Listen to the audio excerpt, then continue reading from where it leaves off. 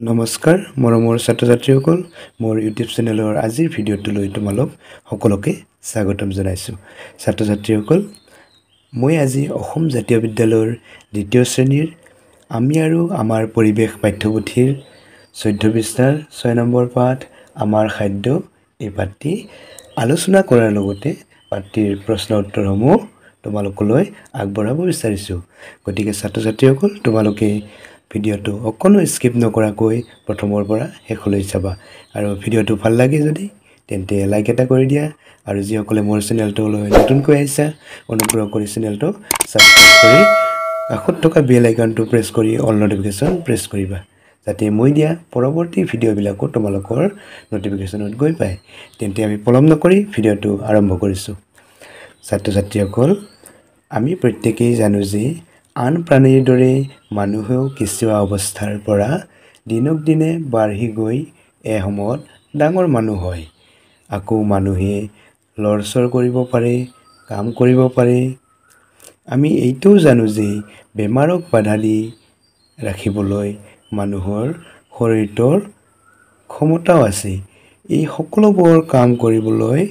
আমাক কি লাগে খাদ্য লাগে আৰু আমি যিবিলাক আহাৰ খাওঁ এই আহাৰবিলাকেই হৈছে আমাৰ খাদ্য গতিকে আমি খাদ্য নোখোৱাকৈ জীয়াই থাকিব নোৱাৰোঁ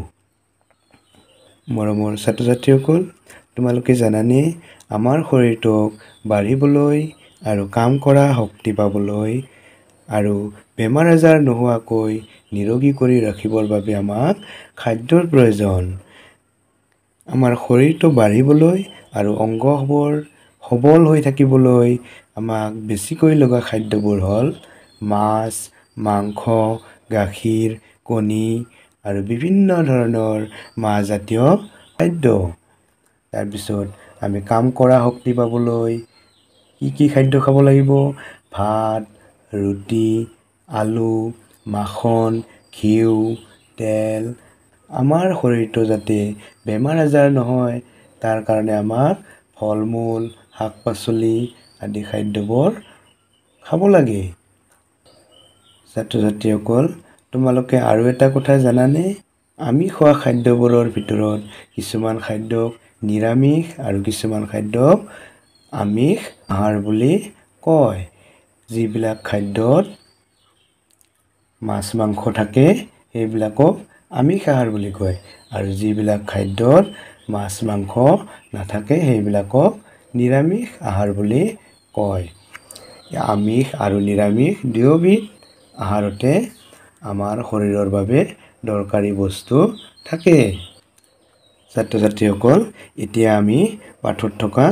প্ৰশ্নসমূহৰ উত্তৰসমূহ আলোচনা কৰিম ছাত্ৰ-ছাত্ৰীসকল ইয়াৰ প্ৰথমতে আছে শিক্ষকৰ সহায়ত উত্তৰ লিখা 1 নম্বৰত আছে আমি কেঁচাই খাব পৰা পাচলি ফল-মূলবোৰ হ'ল ইয়াতে আমি কি লিখিম তিয়হ অমিতা বিলাহী গাজৰ ইত্যাদি তাৰপিছত 2 নম্বৰত আছে আমি সিজাই বা ভাজি খাব পৰা পাচলি ফল-মূল কি তোমালোকে জানানে আমি সিজাই ভাজি খাব পৰা পাচলি অমিতা আলু মূলা কবি তাৰপিছত 3 নম্বৰত আছে আমি বাকলি গুচাই খোৱা পাচলি আৰু ফল-মূল ভোল জিকা অমিতাও লিখিব পাৰা ইয়াতে তাৰপিছত 4 নম্বৰত আছে আমি বাকলি নুগুচোৱাকৈ খোৱা পাচলি আৰু ফল-মূল বিলাহী বেঙেনা ছাত্ৰ-ছাত্ৰীসকল এতিয়া আমি অনুশীলনীৰ প্ৰশ্নসমূহলৈ আগবাঢ়িছোঁ ক নম্বৰ উত্তৰ লিখা ইয়াৰ 1 নম্বৰত আছে আমাক কি কাৰণত খাদ্য লাগে উত্তৰত আমি লিখিম আমাৰ শৰীৰটোক বাঢ়িবলৈ কাম কৰা শক্তি পাবলৈ আৰু আমাৰ শৰীৰটোক বেমাৰ আজাৰ নোহোৱাকৈ নিৰোগী কৰি ৰাখিবৰ বাবে আমাক খাদ্য লাগে এতিয়া 2 নম্বৰ প্ৰশ্নলৈ আগবাঢ়িছোঁ আমাক কি কাৰণত কি খাদ্য লাগে উত্তৰ শৰীৰটো বাঢ়িবলৈ আৰু অংগবোৰ সবল হ'বলৈ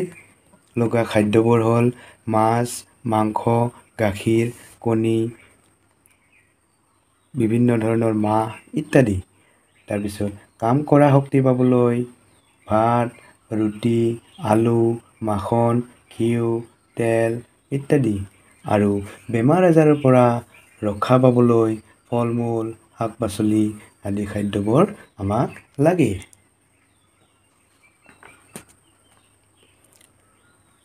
এতিয়া ৩ নম্বৰ প্ৰশ্নলৈ আগবাঢ়িছো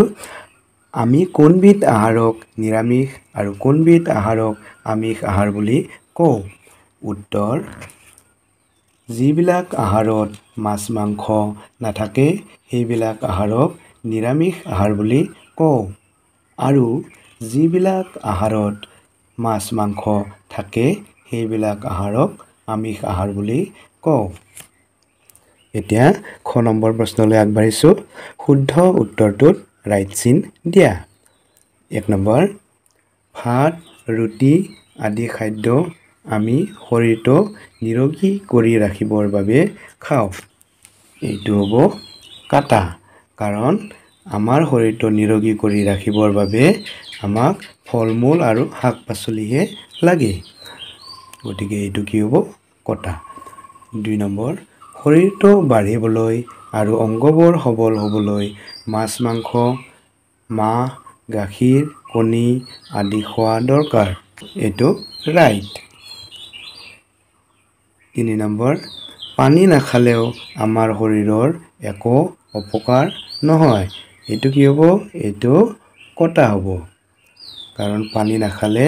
আমাৰ শৰীৰৰ অপকাৰ হ'ব পাৰে পানী নাখালে আমি জীয়াই থাকিব নোৱাৰো এতিয়া ৪ নম্বৰ প্ৰশ্নলৈ আহিছো খাদ্য নচবোৱাকৈ গিলি থব লাগে এইটো কি হ'ব এইটো কটা হ'ব কাৰণ খাদ্য নচবোৱাকৈ গিলি থব নালাগে কাৰণ খাদ্য নচবোৱাকৈ গিলি থলে আমাৰ খাদ্যবোৰ হজম নহ'ব আৰু তেতিয়া আমাৰ বেমাৰ আজাৰ হ'ব এতিয়া গ নম্বৰ প্ৰশ্নত আছে ভাবি উত্তৰ লিখা ১ নম্বৰত আছে খোৱা বস্তুত পোক পৰুৱা পৰিবলৈ নিদিও কিয়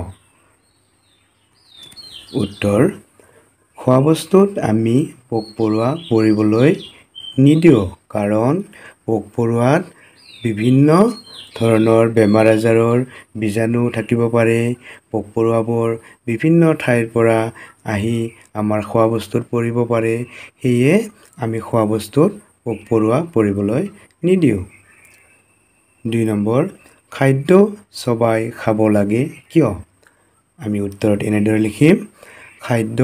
চবাই খাব লাগে কাৰণ খাদ্য নচবাকৈ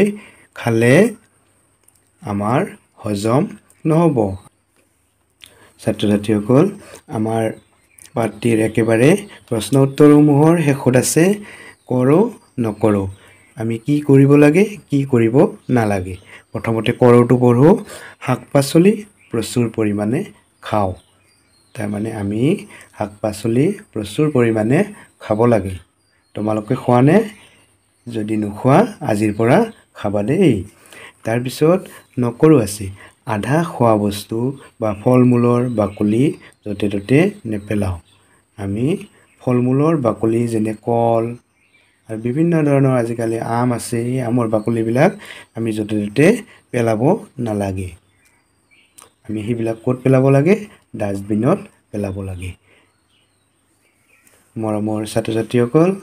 আজিৰ ভিডিঅ'টো ইমানেই আছিল তোমালোকৰ ভিডিঅ'টো কেনেকুৱা লাগিল যদি ভিডিঅ'টো ভাল লাগিলে তেন্তে লাইক এটা কৰি দিয়া আৰু তোমালোকৰ বন্ধুবৰ্গৰ মাজলৈ শ্বেয়াৰ কৰি দিয়া যাতে তেওঁলোকেও এই ভিডিঅ'টো পায়